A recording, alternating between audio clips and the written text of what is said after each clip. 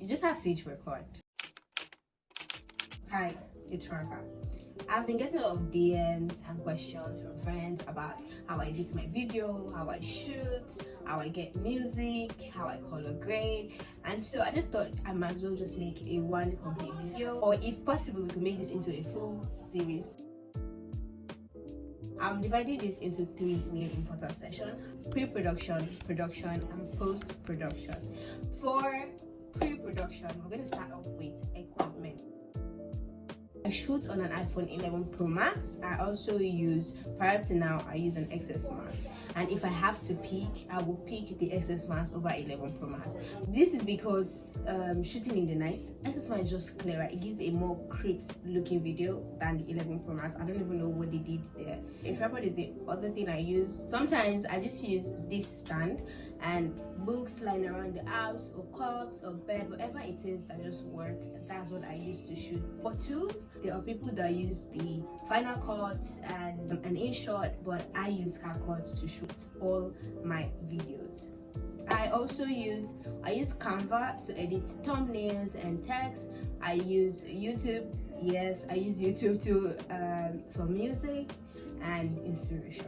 Next thing, planning, scripting.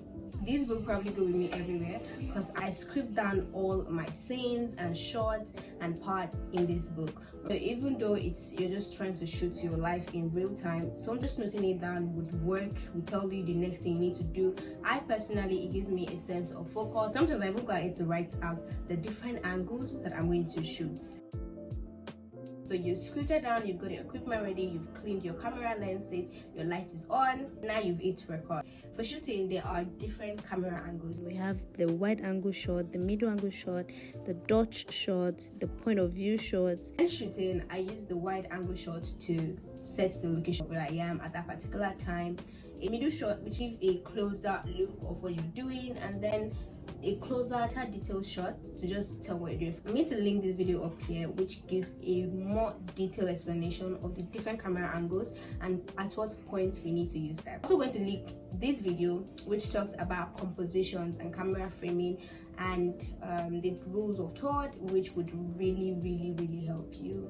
Pro tip: when next you watch a movie or a content on YouTube, try and mark out all the different camera angles they took. You would notice that for a single scene they probably shot like 5 different angles just to tell a better story.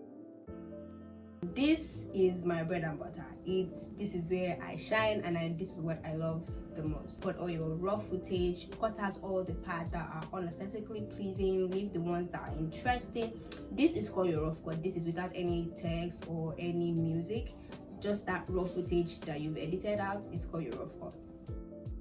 Because I have a full-time job, I spend like a day editing my rough cuts. And pro tip again, if you've edited a part, don't go back to edit it again. Try to move on from your clip and don't spend too much time editing a particular scene once you've done that. Tips on how I try to make my story more engaging is I use the J-cut, which is start your music from the former clip even before the next one comes up. It just gives a smoother transition and it just flows better.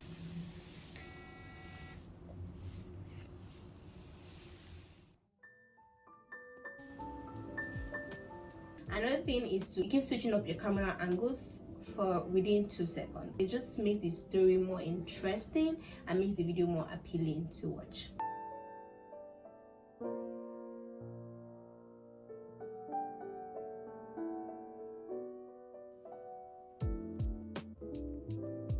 Music. Where do I get my music from? The question of the day, every single day.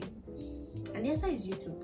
I get my music, all my music, from YouTube. Click on the search bar on YouTube and type non-copyrighted music or non-copyrighted background music, non-copyrighted aesthetic background music, and list of different videos will pop up, and you can just check the one that fits. You really want to make sure that they are non-copyrighted, right? Another thing to do is to check any aesthetic vlog or aesthetic channel. In their panel section, they would always include the music that they use, except maybe it is from Artlist or Epidemic Sound. They would always link it, so that again would be another place for you to get your music. Some other big content creators use Epidemic Sound and Artlist, and hopefully one day I'll get there. But for now, I use Lucrembo. I get music from Lucrembo or Noel. I'm going to link some of the favorite channels I use in the description, so check it out. When it comes to music, I try to make each music fit the mood that I'm going for. You have to take your time. It takes a lot of time to get the right music you want that would fit that story you're trying to tell. The thing we're going into is color grading. I really don't do a lot here, like the other big guys that use Premiere Pro and Final Cut and Co. But I will tell you the edit I use for my video. I don't use the same editing for each videos because each video, the lighting and time is different. My brightness is increased, my contrast is lower. I try to make everything in low contrast. My shadow is reduced, sharpen, increase. One thing I do differently is I go into the HSL panel on CapCut and then the graph, and I use those two a lot. If there are a lot of colors in my videos, like maybe for example I'm wearing this shirt, this blue shirt, and maybe you would see that I would play with blue in my colors. Depending on the colors that are in my video, I try to lighten the saturation, the highlights, and just play with the colors a lot so they shine brighter on the screen. On the graph, I just play with each of the what would I call it, the point on the graph to just fit the kind of color I want, right? There's no number for it, just play with it till it feels right to you.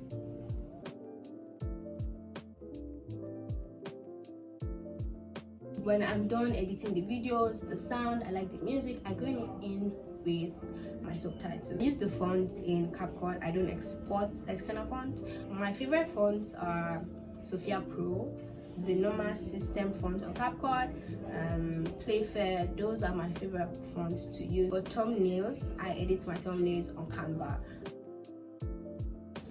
I take a screenshot from my video or vlog and I import it straight into Canva. In Canva, there are numerous templates that you could choose from. I already have one that I use for all my videos, so I go into it to edit. I delete the one I don't want to delete and I replace it. For this particular video, I just delete the other ones I don't want and I replace just one picture and then import my screenshots right into it.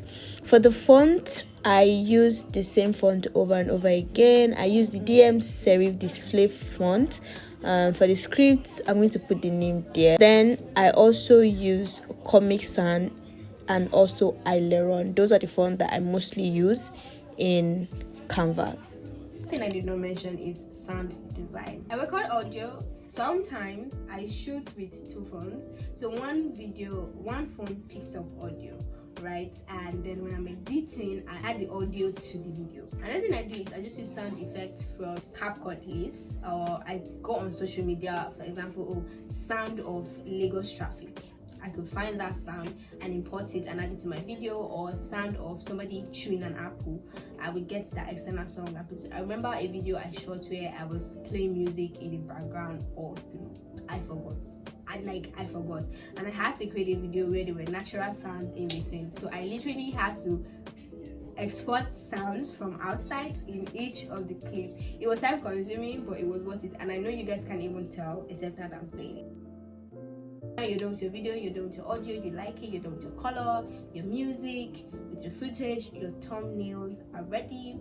Time to export.